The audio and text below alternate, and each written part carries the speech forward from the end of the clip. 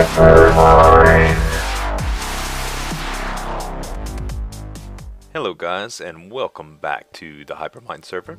As always, this is Zueljin. So you guys, I modified my setup a little bit, and I ended up taking the tank out the corner of the room. It wasn't as big as it could be. I could have made it one bigger actually, and for the moment we don't need it. I had to waste the steam by breaking it, but it was no big deal. Also changed the size of the boiler up. This should be maximum size for the boiler. And currently we are waiting for it to heat to 100 degrees because I'm about to fire up these engines here. I actually switched them from commercial to the hobbyist engines, mostly guys because I really didn't need it. A portion of the changes that we're making is because I'm maxed out on power usage right now. The water mills, we finally bottomed them out, you guys. We are right at between 100 and 0 all the time because we are powering some forms, which I'll show you guys that setup right now.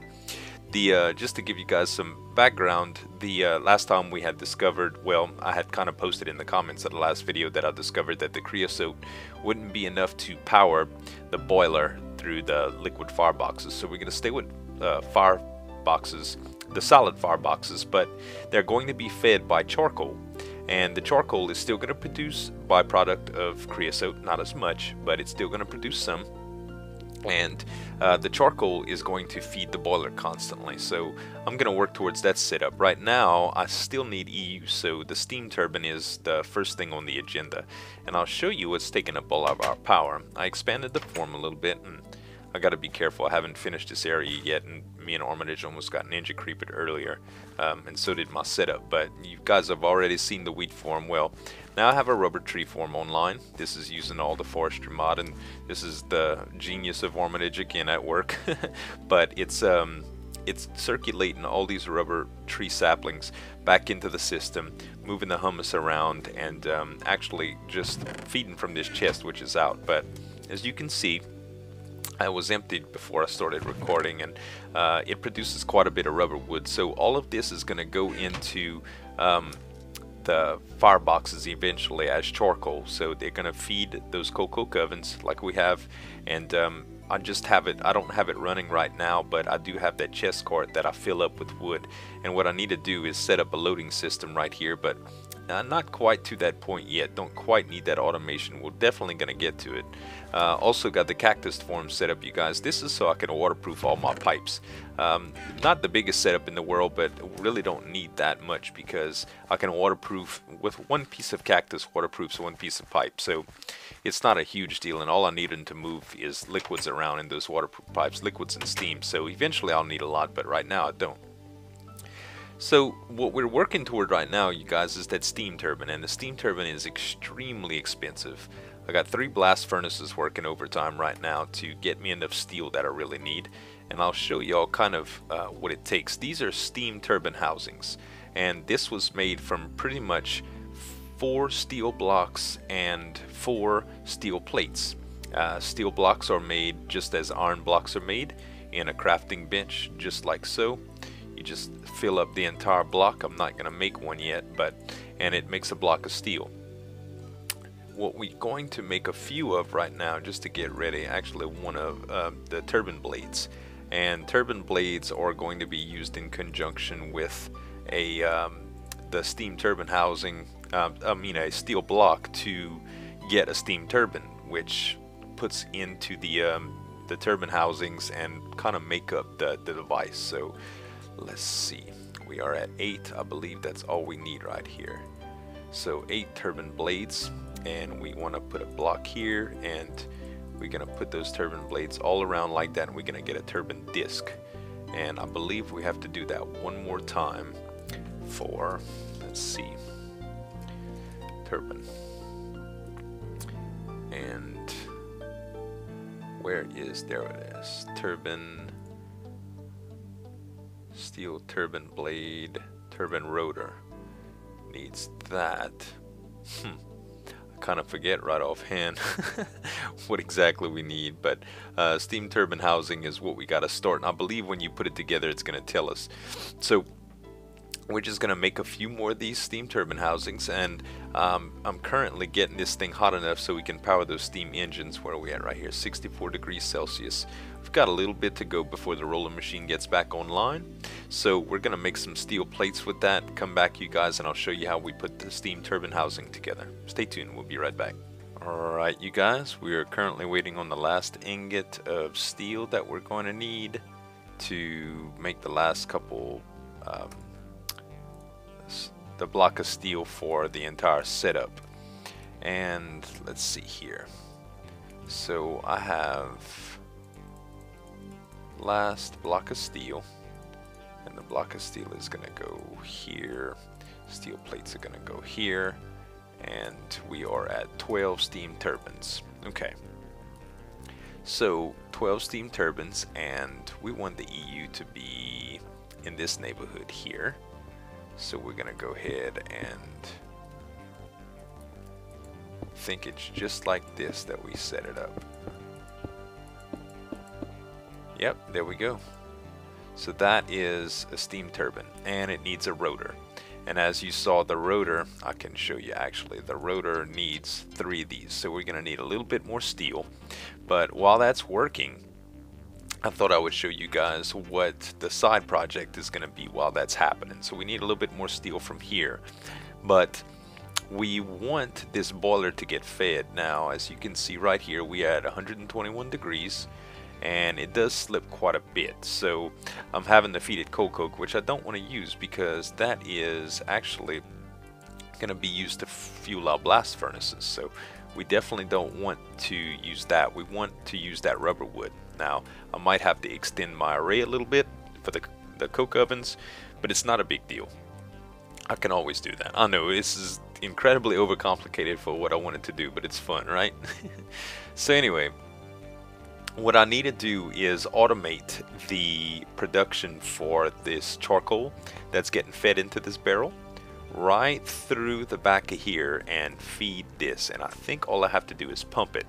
So I have a little inventory together of stuff that I may need to do that. So I'm gonna make my way down here, and let's see. In order to get that done, I'm gonna need to place that pump here, which, let's see, redstone engine. Let's go ahead and place that right here. And no, that's not gonna work because I'm gonna need to configure it correctly. Okay, how about this? How about I'll place my wooden transport pipe, which I thought I had. Yeah, there it is. I'm gonna place that right here. Alright, wooden transport pipe. And I'll be able to place my engine here. And my redstone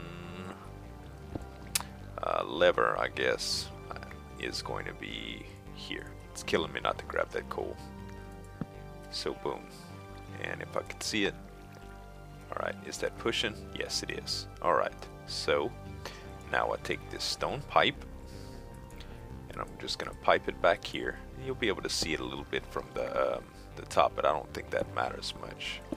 Actually, I can run it just like this. Yeah, that way you won't have to see it all the way from the top. Although, I'm going to have to block off as I go. Let me check this first, just to make sure. Ooh, glitching out here. Maybe I shouldn't try to fly underneath here. Alright. So, yeah, it's going to come up here. So, yeah, I can run it all that way. And let's see. I need to take this stone and reblock off as I go. So, let's see. Just like that. Yeah, that'll work. That'll work out. Main concern is not to have that water flowing all the time, and also to kind of hide this up to make it pretty. And a couple more. Hope I have enough pipe. Yeah, I should.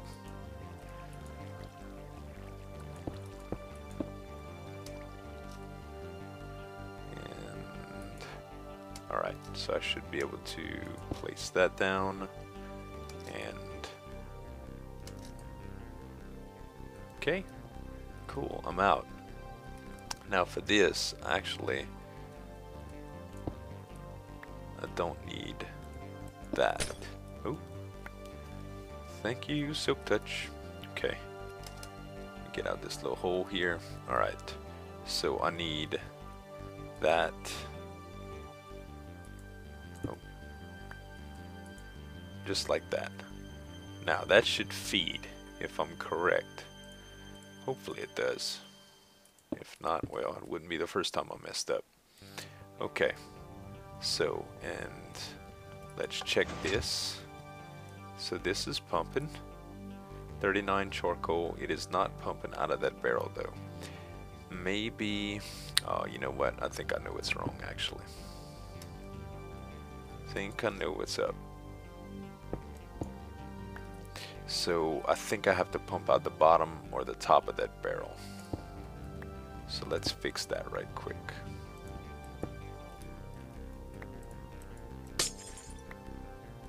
Let's put that here. And now you won't be able to see that from the other side anyway, so it's not a big deal. And let's go ahead and put the engine there. And where did our lever go? I don't know. I'll use this one. Okay. Lever is pumping. Now, there we go. Oop, dropped a piece. No, that's not what I want. Quick. It already fell. Too late. I'm gonna get my stuff. There. No sense in wasting that. Actually, while I'm here, I really want to grab that coal. It's sad, huh? It's just too good. I can grind it. That's 2 coal a piece. Typically, I just fortune it, but, you know. Alright. Sweet. And now all this is working as it should be. So let's see how I'm going to get out of here now. I think the best way would just be for me to teleport. That's sad, huh? But I got it to where I want it. Now, where am I? Okay. Let's go back down. I have some cool ideas for that form room, by the way. I don't know if I said it already, but I want to do it all in leaves, like tree leaves and stuff of the different colors. It should be cool. Okay. So are we actually piping 111 degrees? I need to feed a little bit more just to get it back on the hot level.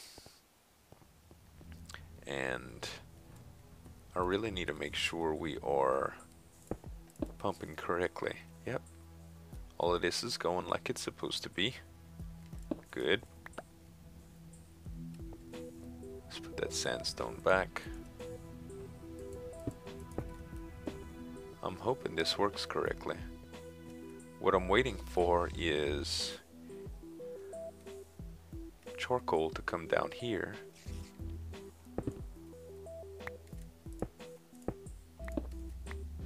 Okay. Oh, something's happening there. I have the another kind of pipe maybe? No, it's coming? No, something's definitely wrong here. Let's see. Stone transport pipe. No, it's making it. Okay, so if I'm correct, we're at 110. This should feed. I'm hoping it does. So these fireboxes should light up. It's just a real slow process, which that's what I want. Fireboxes are... There we go. And it doesn't last long, does it? Yep. It burns out pretty quick. But we'll see if we get a rise in temperature now that we have a supply. So let's let that run for a little bit and check on our steel. Oh yeah. Nothing like a little bit of time passed. Alright. Now that we got our steel, we can go ahead and make these rotors, I believe. Now, I still don't think we'll have enough, but Might just have to wait. Okay, so we need, yeah, more of those. We need blocks too. No, we don't nearly have enough. Oh, this is an expensive project, isn't it? And we got 8 of these. Now we need a block to put these around, so that's 9. And we also need another set to make the turbine, so wow. Sit tight, you guys, and we'll be right back. Alright, you guys, I got enough steel built up and we got the rotor working. Implemented the rotor, and now we're just waiting to output electricity from it. But I found out a little bit more about efficiency for this thing. So I had to put some more coal coke in it and starting to burn more efficiently. But I checked the math, and we really need this to be much higher, like 1,000 degrees higher. So it takes quite a bit of fuel to start up. The good news is the tree form should be able to sustain it, but my little brain can't wrap its head around the math for this thing, and there's not a lot of information on there because this is one of the hardest things there is to do as far as generating power. It's just, it's much more inefficient. Everybody just uses solar panels, so. But at any rate, guys, we have the rotor ready to go, and I think these things get used up every once in a while, so it's pretty important to keep steel around. So I'm going to have to keep some of these ovens going for the most part at all times. These, however, should be getting plenty of MG out of this steam, so the loop is going really well so far. Now, what we really need to do is run some wire up to this AESU. So what I want to do is, let's see how I'm gonna do this. I think running it out the back, actually I think I have to run it maybe out the side.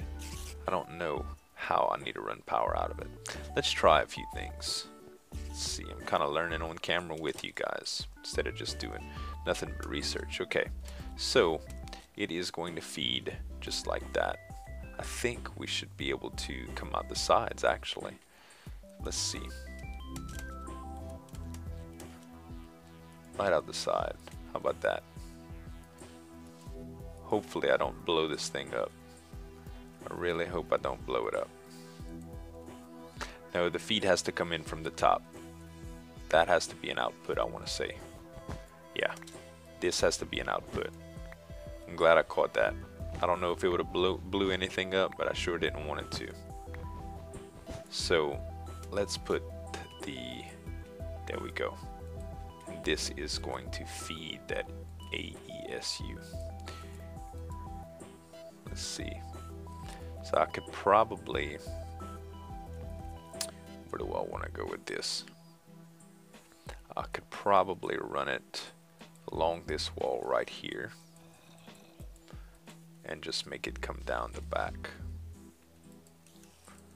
Just like this. How far down do we have to go? Probably about right there. Let's see. I think I'm in the middle here. Yep. Let's do that. It's a lot of wire, but eventually I'm gonna figure out what to do with all these wires, but until I get my initial setup, and I really don't know what I want to do with it yet, you know. Okay. So there we go. I should be able to, no, there. And how's that? Okay. Am I generating power? Oh yeah, I'm outputting power. So this rotor does have a life in over it. Now the power is at 80% out. Now this thing produces quite a bit of EUs from what I understand. Probably about 100 per tick, I believe. So let's reglass this right quick. And I can turn off my engine for now. Right? And let's go see what kind of input we're getting. Oh yeah, rising nicely. So yeah, this is definitely going to keep our supply up for running the tree forms, which kind of makes the infinite loop as long as we can get the efficiency down for this thing. So the only thing that haunts me is that I have to bring it up all the way to 1,000 degrees to really see if just the charcoal coming from this automation setup that I have right here will be enough to sustain it. If not, I'm gonna probably have to put more coal coke ovens to use, which isn't necessarily a bad thing.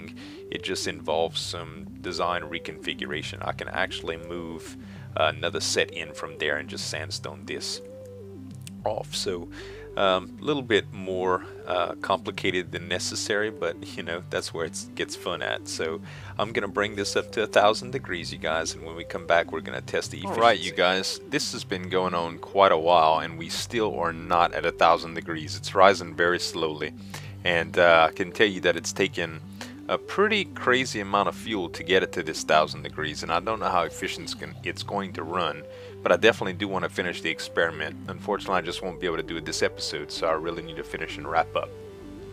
I can show you that the coal coke ovens, the 5 coal coke ovens, unless I'd increase efficiency drastically, which another 1,000 degrees is typically 20%. I don't know if I'll get a 20% increase in efficiency, but watch how fast I burn through the charcoal. See how fast I go? And I'm pretty sure I don't make it that fast. There's 5 coke ovens that put it through, so honestly I'll probably take a couple more coke ovens on the back side to be able to do what I want to do, which is no problem.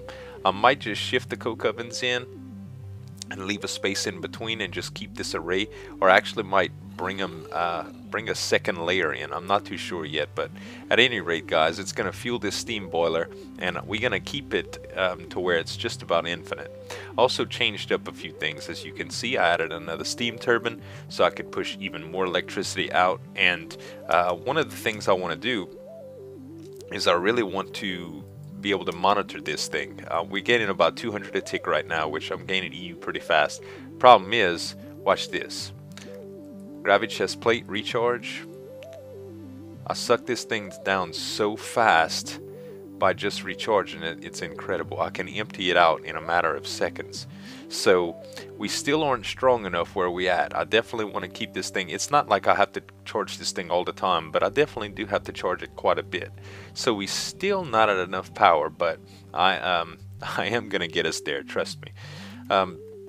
Last but not least, I'd like to show you a little thing that I've set up. Let's see. Actually, I can just jump through here.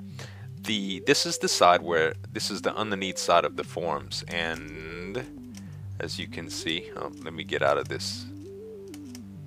There we go. So this is the chest that's on the tree form, and I went ahead and piped this thing all the way through, and that goes down. I know you can't see it, but it goes down all the way to that dispenser over there. Let's see, I don't have my sandstone anymore. Not the dispenser, an item loader. And this item loader feeds those rubber wood logs to this chest, which is distributed through the coke ovens, which is distributed to this chest cart, collected from the chest cart, which is brought down to this barrel, which leads to this setup right here. So we are doing pretty good, guys. I don't know where that piece of coal came from down there, but for the most part, the loop is starting to take shape. The last thing I want to do, you guys, is put up an information panel so I can measure out this AESU. Now, without going through too much stuff, I can show y'all what it takes to make these things. And a bunch of the guys are using these already. I saw it in Armitage's base and it was just great. Slipgator's using them as well. The industrial information panels you make with green dyes, circuits, ink sacs, and redstone. There's a couple of upgrades and extenders to get it where you want, but for the most part, guys, I used a kit and I got an energy sensor location card and an energy kit. Let's see, let me just search kit and I'll show you what that is. Here it is, energy sensor kit, and there's a few different kits, but this energy sensor kit is what I used, and this is the recipe for it. But you use that on a power source, and you get this card from it, and you can enter this card into one of these information panels. Now I'm just gonna extend this little machine here, just like this. We're gonna do that, and then we're gonna do, oh, not that. And I'm gonna do one more up. So I want a pretty big monitor here. Oh. Actually, is that going to be enough? I don't think I have enough to do it. Nope, I sure don't. Oh well, it's only going to be too high then. So with this, all I have to do is put this card in and apply power to it. I can also put the range upgrade just in case I need it. And let's go up top here, click on it, and all I need to do is put this lever on it. Shift click, and boom. And it's going to show me, I called it central power, it's going to show me what my energy and free storage is all the time. 5% filled. So this is going to keep track of it for me, and now I won't have to go up there and fly up every single time I want to see it. We'll probably add some more to this array sooner or later and make the screen bigger naturally, but for now this is all I really need. So we're gonna call this an episode, you guys. I think I did enough damage for the day. We're gonna see if this thing ever powers up to full effectiveness. It's at 841 right now, so hopefully when you guys get back on the next episode, I can show you exactly where the efficiency is peaked at. So thank you guys so much for watching, and as always, this is Zueljin signing off. Have a good one.